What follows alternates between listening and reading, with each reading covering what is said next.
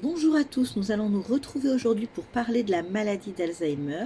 Vous avez déjà travaillé dessus, il ne s'agira que d'une vidéo bilan.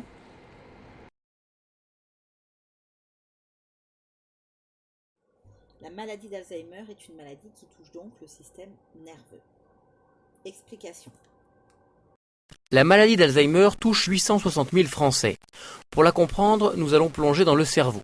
Un neurone est composé d'un corps et de prolongements. Chaque neurone est entouré d'une enveloppe et il contient des neurotubules. Des filaments dont on connaît mal l'utilité sont plantés dans la membrane. Il s'agit de protéines qui sont normalement coupées par des enzymes comme par des ciseaux. Une longue chaîne en bleu et jaune est libérée. Elle servirait à nourrir d'autres neurones. Mais dans la maladie d'Alzheimer, les enzymes ne coupent pas au bon endroit. Le morceau restant est donc trop long.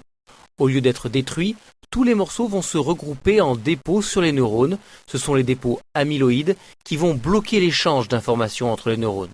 Ils se déposent aussi à l'intérieur des neurones et ils provoquent alors une dégénérescence neurofibrillaire.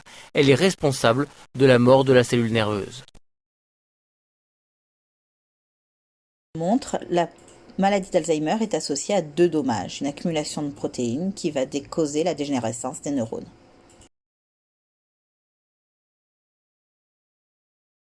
Voyons maintenant les signes cliniques.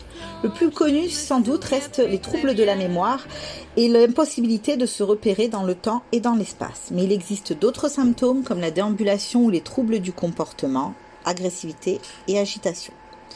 Parlons maintenant des facteurs, des moyens de prévention et des traitements. Déjà, sachez qu'il n'existe pas de traitement à l'heure d'aujourd'hui. Il va plutôt s'agir d'agir en amont sur la maladie en la prévenant. Déjà, le premier facteur favorisant est la vieillesse, mais on peut aussi parler des facteurs génétiques sur lesquels on ne peut pas agir. Ensuite, il faut avoir une bonne hygiène de vie, donc limiter la consommation d'alcool et de tabac, avoir une alimentation équilibrée et avoir une activité physique régulière. Enfin, afin de prévenir la maladie, il s'agira de faire travailler la mémoire régulièrement en faisant des jeux de mémoire et de la lecture. Quelle attitude avoir face à une personne atteinte de la maladie d'Alzheimer ? Pour un malade agressif, il va s'agir de mettre la personne en sécurité, en sécurisant son environnement, en la rassurant et en mettant en place des routines. Pour un malade qui hallucine, il faudra dévier la personne de son délire et toujours la rassurer.